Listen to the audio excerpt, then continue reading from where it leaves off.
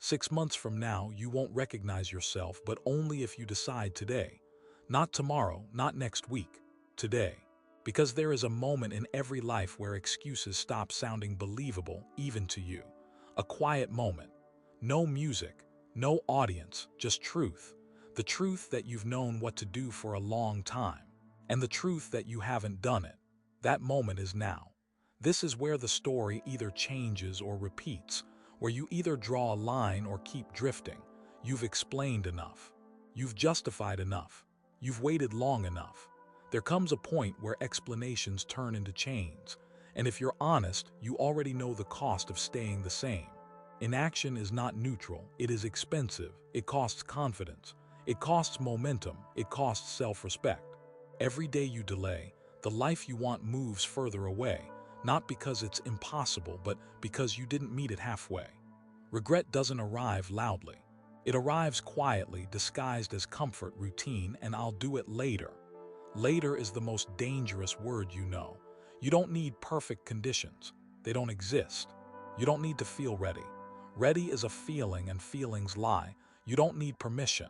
You need courage. Change doesn't begin when fear disappears. It begins when fear is present and you move anyway. You are not stuck. You've just been comfortable for too long. Comfort is not peace. Comfort is familiarity. And familiarity will keep you small if you let it. Comfort tells you to repeat yesterday because it feels safe. Comfort convinces you that discomfort is danger, but discomfort is growth in disguise.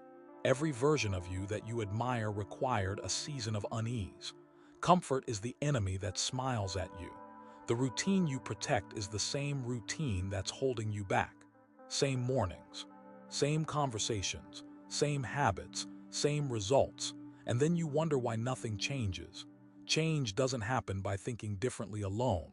It happens when behavior changes, when patterns break, when you disrupt your own autopilot. Growth demands friction. At some point, you have to become uncomfortable with being comfortable. You have to wake up earlier than you want to, push longer than you planned, say no when it would be easier to say yes, walk away from habits, places, and people that make it easy to stay the same. Not because they're evil, but because they're familiar. And familiarity will cost you your future. Becoming better will make you uncomfortable. It may make others uncomfortable too. When you change, people who benefited from your old version will resist. When you raise your standards, you expose theirs. That's part of the process. Growth is not polite. It doesn't ask permission. It requires you to choose yourself even when it's misunderstood. You don't need to be loud about it. You need to be consistent about it. 6 months is not magic, it's math, daily decisions, small disciplines, relentless follow-through, 6 months of doing what you said you would do, 6 months of choosing progress over excuses, 6 months of honoring your word when no one is checking. If you do that, the change will be undeniable. You'll walk differently, speak differently, think differently. Not because life got easier, but because you got stronger. You'll trust yourself again. And that trust is dangerous in the best way. Because once you believe your own word, nothing can stop you. So this is the moment, the quiet one, where no one is clapping, where no one is watching, where you decide who you are going to be. Not someday, today. Choose discomfort, choose discipline, choose growth. 6 months from now, you'll either thank yourself, or you'll wish you had started today. Discipline changes you faster than motivation ever will. Motivation is emotional. It comes when things feel good and disappears when they don't. Discipline doesn't ask how you feel. Discipline asks what you decided. And the people who transform their lives don't wait for the desire to show up first. They move first, and the desire follows later. There will be days you don't want to do the work. Days when your body is heavy, your mind is loud, and every excuse sounds reasonable. Those days are not an interruption of the process. They are the process. Doing the work when you don't feel like it is what separates a phase from a lifestyle. Anyone can act when it's easy. Few can act when resistance is strong. Discipline is choosing action over comfort. It's waking up and moving even when your mind negotiates for 5 more minutes. It's starting the task even when confidence hasn't arrived yet. It's understanding that feelings are temporary, but habits shape identity. When you act despite resistance, you train yourself to be reliable. Structure is what makes discipline sustainable. Without structure, effort leaks. You waste energy deciding instead of doing. A routine removes negotiation. A schedule turns intention into behavior. Repetition turns behavior into identity. When your days have rhythm, progress becomes automatic. You don't need extreme intensity. You need consistency inside a structure you can maintain. Same wake-up time, same work window, same commitment to showing up. Over time, repetition rewires your brain. What once felt difficult becomes normal. What once felt impossible becomes expected. This is how discipline changes your face, not just physically but mentally. Your eyes sharpen, your posture changes. You move with certainty because you know you can trust yourself. That trust is built one promise at a time. Every promise you keep to yourself strengthens self-respect. Every promise you break weakens it. Self-respect doesn't come from affirmations or hype. It comes from evidence. From knowing that when you say you'll do something, you follow through. Even when no one sees it, especially when no one sees it. When you respect yourself, you stop settling. You stop tolerating mediocrity. You stop making excuses for behavior you know is beneath your potential. Discipline becomes less about force and more about identity. You don't ask, should I do this? You say, this is who I am. Motivation might start the journey, but discipline is what changes your life. Discipline builds momentum. Momentum builds confidence. Confidence changes how you carry yourself in the world. So don't wait to feel ready. Don't wait to feel inspired. Build a structure. Commit to repetition. Honor your word. Discipline will do the rest. Pain is not a stop sign. It's a signal. A signal that something inside you is being tested, stretched, reshaped. Most people misread it. They feel discomfort and assume they're on the wrong path. But the truth is, pain often shows up when you're exactly where you need to be. You will feel pain either way. That part is non-negotiable. The real choice is between two kinds of pain. The pain of regret, quiet and heavy, that follows you for years. Or the pain of transformation, sharp and demanding but temporary. One slowly erodes your spirit. The other rebuilds it stronger. One keeps asking, what if? The other answers, I tried. Regret hurts more because it lasts longer. It settles into your habits, your posture, your thinking. You carry it into every room. Transformation hurts because it requires you to shed skin, to let go of who you were comfortable being, to step into resistance on purpose. But that pain has an expiration date. Pressure is not punishment. Pressure is preparation. Life applies it to see what you're made of. And whatever is weak will crack, not to destroy you, but to reveal what needs strengthening. Character is not formed in ease. It's forged when pressure is high and excuses are available, yet you choose to stand firm. Pressure strips away performance. It shows your true habits. When things are calm, anyone can look disciplined. When things are heavy, truth appears. Do you stay consistent? Do you keep your word? Do you control your reactions? That's where character takes shape. Growth will demand that you accept fatigue, not glamorous fatigue, but deep, honest tiredness, the kind that makes quitting feel logical. You'll have to accept moments of loneliness too, because the path of improvement often separates you from people who are content where they are. And you will face doubt, not once, but repeatedly. Doubt doesn't mean you're failing. It means you're stretching beyond what's familiar. You don't need to eliminate these feelings. You need to learn how to move with them. Fatigue doesn't mean stop. It means pace yourself and continue. Loneliness doesn't mean you're lost. It means you're walking a path not everyone chooses. Doubt doesn't mean you're weak. It means you're human. The mistake is believing you should feel confident, energized, and supported all the time. That's not growth. That's comfort. Growth feels heavy before it feels empowering. Strength shows up after the strain, not before it. Pain is a teacher. It introduces you to discipline. It teaches patience. It humbles your ego and sharpens your focus. If you listen instead of resisting, pain will refine you. So don't run from it. Don't numb it. Don't use it as an excuse to retreat. Let it shape you. Let it harden your resolve and soften your ego. Pain is not telling you to stop. It's asking you a question. How badly do you want to become more? Answer with action. Kill the old version of yourself. Not out of hate, out of respect for who you are becoming. Because the person you were was built to survive a chapter that has already ended. And if you keep dragging that version into the next season of your life, you will sabotage your own growth. You cannot step into a new future with old habits running the show. The routines that once felt normal may now be the very things keeping you small. Old thinking patterns, old reactions, old excuses dressed up as personality. At some point, you have to stop asking if they're comfortable and start asking if they're useful. If they don't serve where you're going, they don't deserve to come with you. Growth is not an addition, it's a subtraction. You don't become stronger by stacking more on top of a weak foundation. You become stronger by removing what's no longer aligned.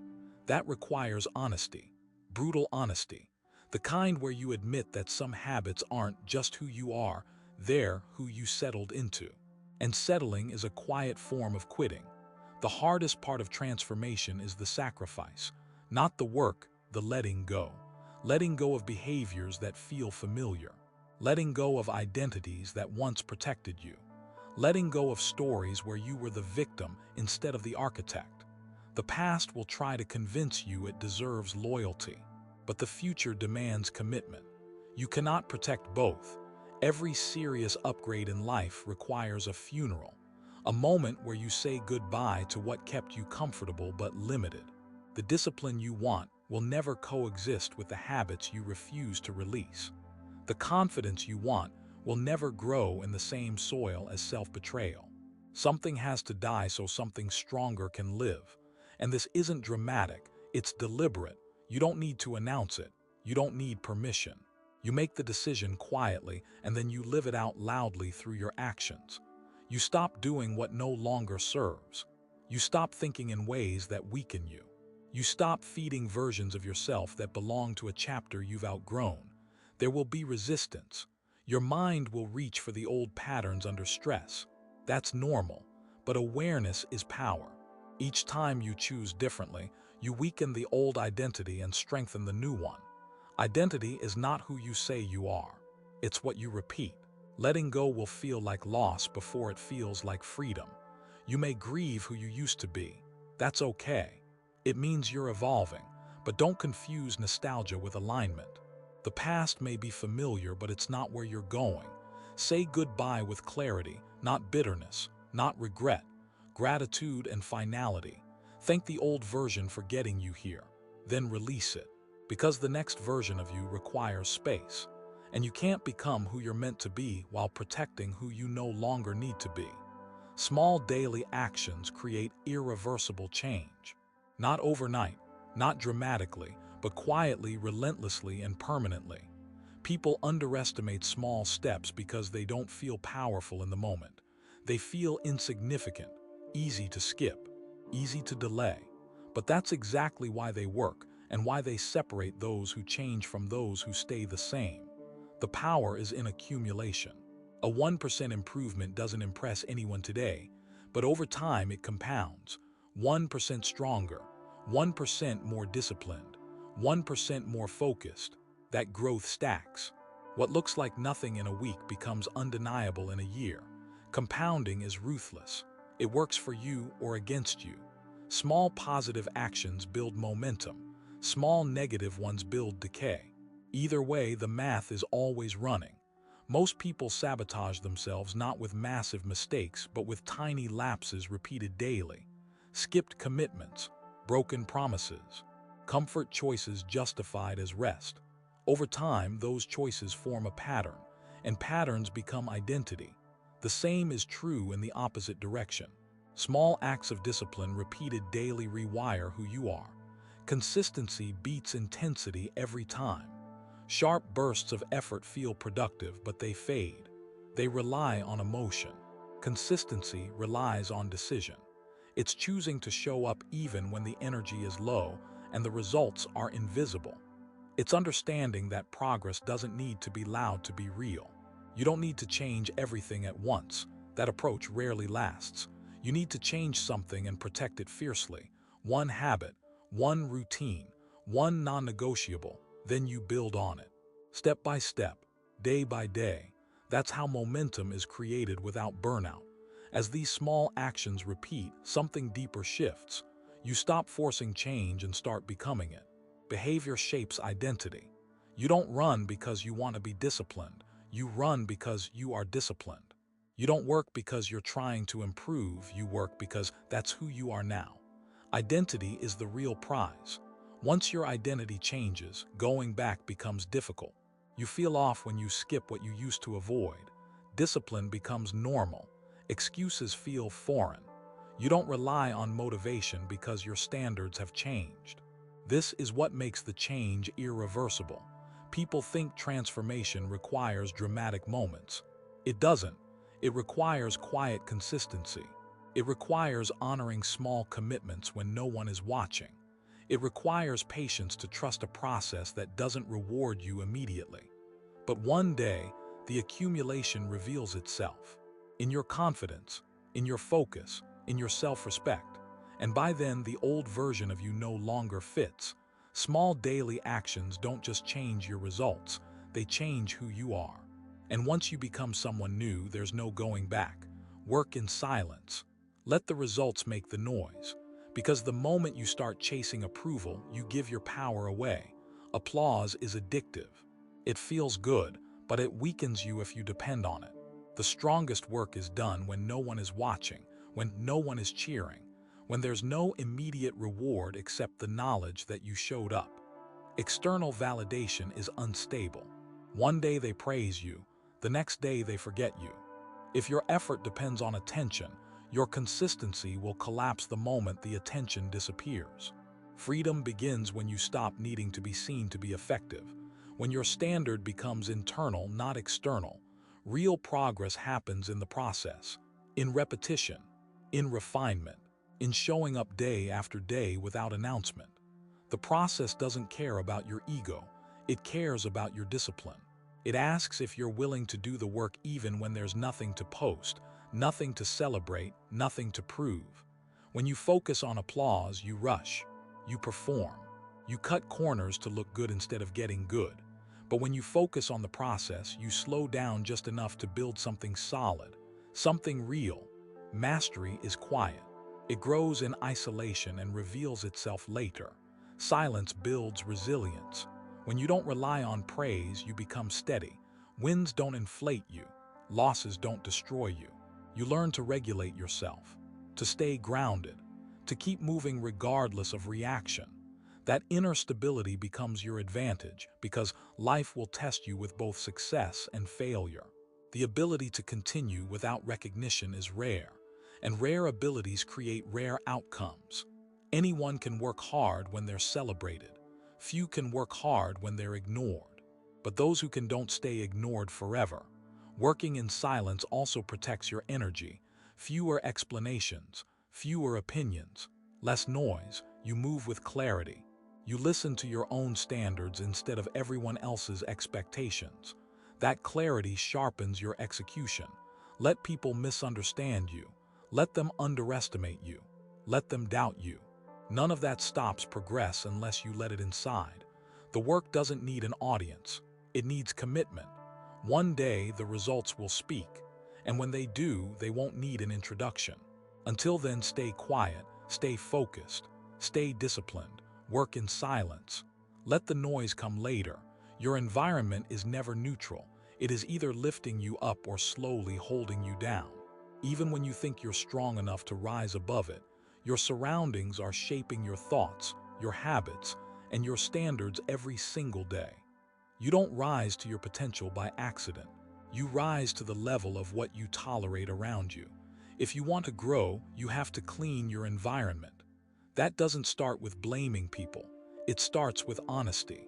Look at what surrounds you, the conversations you hear, the habits that feel normal, the behaviors that go unchallenged. If your environment makes laziness comfortable, excuses reasonable, and stagnation acceptable, then no amount of motivation will save you. Some people in your life are not evil. They're just aligned with an older version of you. But staying connected to what keeps you small is a quiet betrayal of who you're trying to become. Growth requires distance, not anger, distance. You don't have to explain, you just have to choose. Environment is not only people, it's information. What you consume daily becomes the voice in your head. Endless noise, drama, comparison, and negativity will fragment your focus and drain your drive. If you feed your mind garbage, don't be surprised when your thoughts feel heavy and unclear. Control your inputs, be ruthless about it. What you watch, what you listen to, what you scroll through. Attention is your most valuable resource, and most people are giving it away without realizing the cost. Focus is built by protecting it. Clarity comes when you reduce noise. When you remove distractions, you create space. And space is powerful, space to think, space to reflect, space to build. Growth doesn't need chaos, it needs room. A calm, structured environment allows discipline to breathe and consistency to take root. Design your surroundings to support the future you, not the past you. Make it easier to do the right thing and harder to do the wrong one. Lay out your tools, remove your temptations, align your space with your standards. You don't need more willpower. You need a better environment. When your surroundings support your goals, progress stops feeling like a constant fight. Momentum builds naturally. Your energy goes into creation instead of resistance. And over time, what once required effort becomes normal. Your environment is either a ladder or an anchor. Choose what you live inside of carefully. Because the life you're building is being shaped by what you allow around you every day. Who you become in 6 months will not be decided by your goals.